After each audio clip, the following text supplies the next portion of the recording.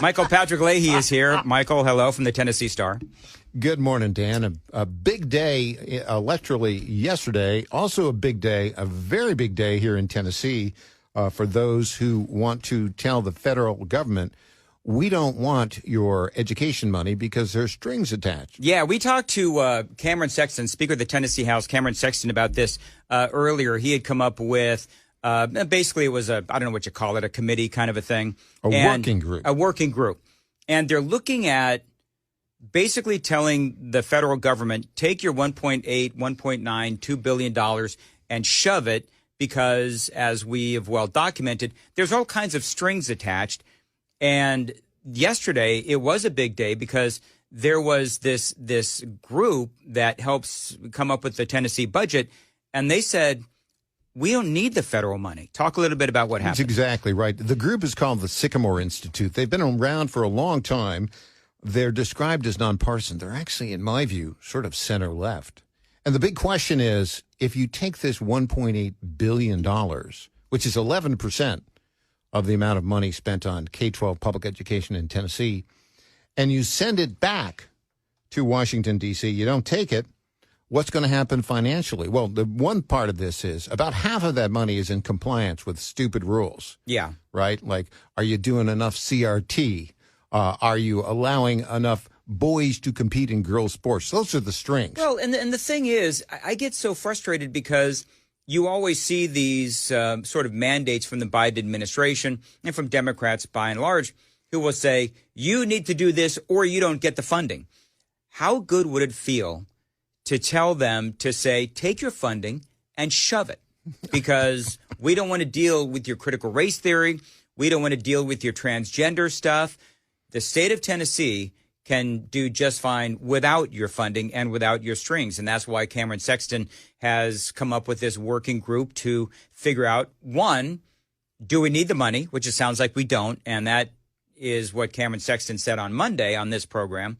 And number two, what kind of strings are we talking about in the first place? Exactly right. And Dan, you and I think, have both advocated for the take this money and put it where the sun don't shine. Yeah. To the message to the federal government about the strings attached $1.8 billion. But it's very interesting because yesterday in one of these working groups that Speaker Sexton set up, the second day of these working groups, I was quite surprised by this.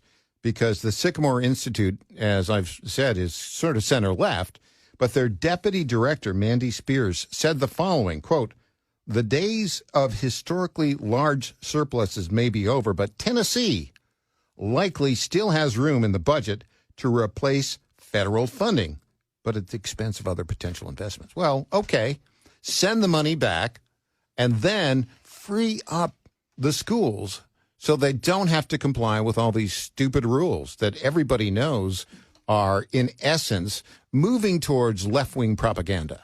Oh, absolutely. And here's the thing.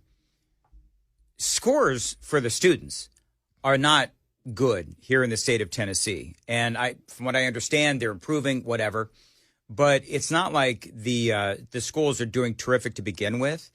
And especially when you look at Memphis and Nashville, because this funding tends to go to, and correct me if I'm wrong, this funding tends to go to the larger districts like Nashville and like Memphis, to incredibly,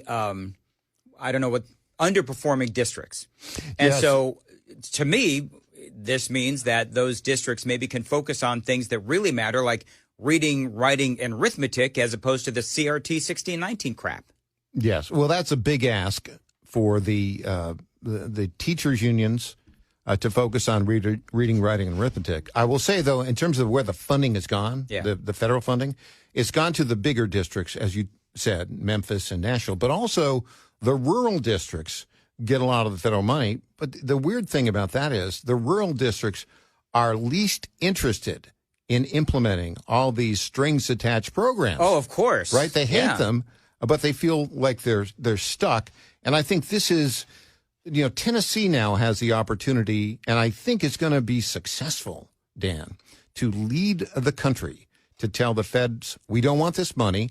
And what's going to happen is there's been all this talk for years, right? You know this, at the federal level, we'll abolish the Department of Education. That will not happen, Dan, until states stop accepting federal money. It's going to happen in red states. It's going to happen, in my view, this legislative session. I think they've got the votes, and now they'll have a fiscal note that says, yeah, we can do this. That is huge. It's going to start in Tennessee in 2024. There will be other states that follow. And if in 2025 there's a President Donald J. Trump and a conservative Republican majority in the Senate and the House, if that were to happen, then you'll see the Department of Education likely abolished. And then the Democrats will bring it right back if they ever get, power again, because that's what they do. But, part of when you look at all of this, I can already hear the screaming, the hand-wringing. Oh, you're trying to defund the public school system and, pave the way for, God help us, private and charter schools. And so that is going to be part of the hue and cry of people on the left. And I think part of my response to that is, let's face it, our schools are not doing well in the state of Tennessee. The question I would ask, the question that I would have is there a way to track, and I don't know the answer to this, maybe you do, is there a way to track the cutting of the strings, the denying of the funding from the federal government, but then if scores start to improve because of the focus on the more critical issues and topics and so on, is there a way to track, the fact that this may help performance? Yeah, I think there are many members of the Tennessee General Assembly that are looking at this right now. Scott Sapicki. Oh, of course. He's working on this. There are two elements to this. One, tracking all of the money spent on compliance, right? And again, the estimates are about half of that federal money is on compliance. You get rid of that. And then long-term, over time, the issue of performance on mathematics and reading, which are abysmally low right now. You've got 34% proficient in math. You've got 39% proficient in English. And here's the you know what the bizarre thing is? Just between me and you and the people listening, is that there's people out there that are touting those numbers as a success because it's an improvement. My head exploded when I heard that. It's like, are you kidding me? Really? 34% proficient in math and 39% proficient in English? That's not a victory. We're not as terrible as we were a year ago. We're slightly less terrible in terms of the performance of K-12 public schools. I wish my job was like that, where I could just say, I'm not as bad as I was last year. Geez, Michael, I'm just going to be honest with you. I'm having trouble with the three names. Like, we're going to have to, change you just to, Michael Leahy or Michael Patrick. The three names is just too much. You could go for MPL. You know what? I could, because, when we talk about you behind your back in text, we'll say MPL. There you go. You can go with that. Steven Crowder was interviewed with Jeremy Finley, and I thought this was interesting. A little manifesto talk here. You have only released 3 pages, and I'm wondering if you think that's irresponsible. Why would that be irresponsible? Because there isn't a context to it. What I think is irresponsible is, how long has it been since this shooting? Roughly, 8 to 9 months? Yeah, somewhere between, I think it's late 7, call it 8 months. Okay? Who's been involved in this investigation? Not only the PD, right, but you have the FBI involved. These people saying that it's, this information should not get out there. They want this suppressed. But they haven't been able to name any other people of interest with their investigation. And the American public has seen nothing. That's Steven Crowder, and he obviously brings up a good point. And I think, by and large, I think most Republicans, I think I'm right on this, most Republicans are on the same side on this. I don't believe that it was irresponsible to release only 3 pages. I understand that there's some out there that say that, the 3 pages are lacking context and that the shooter was an equal opportunity hater. But it pushes us in the right direction. Well, what's interesting about that, when I heard Jeremy Finley of WSMV ask that question, I thought, what a loaded question. Because the right answer on that is, we released 3 documents because that's all we had, right? And you have it. What, you're supposed to wait until maybe, a year later the courts allow it, or somebody else leaks?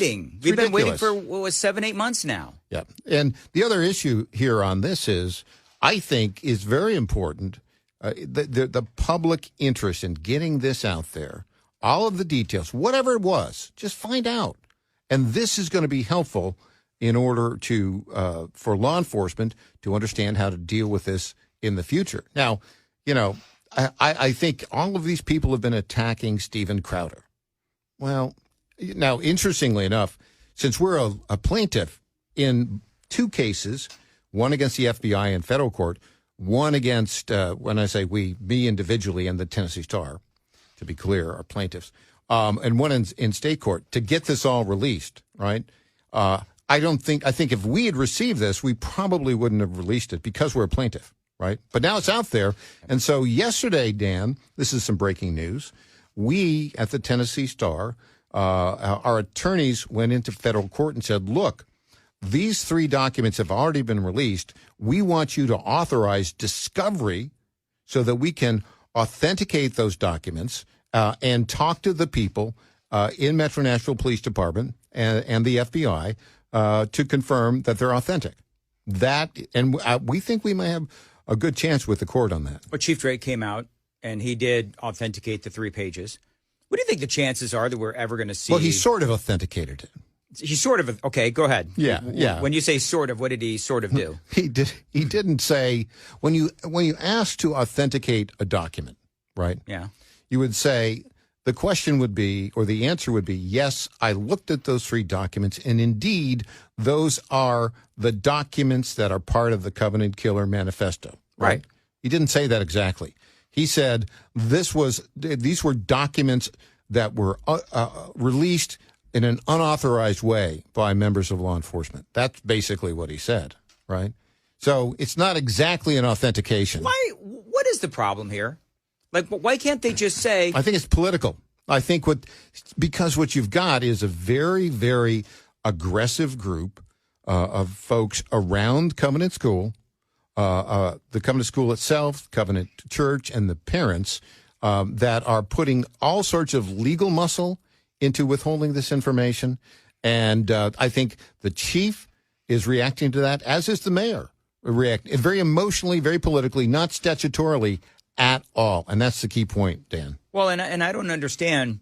I guess I do understand because I understand politics, and I do understand reacting by emotion, which is what everybody's doing. Mm-hmm. They're reacting on emotion, and they're not reacting on the law, the Constitution, and so forth. The law, that would be the standard. What does the law say? That's why I'm a plaintiff in federal and state court, and the Tennessee Star is a plaintiff in federal and state court, to require the FBI and Metro Nashville Police Department to follow the law.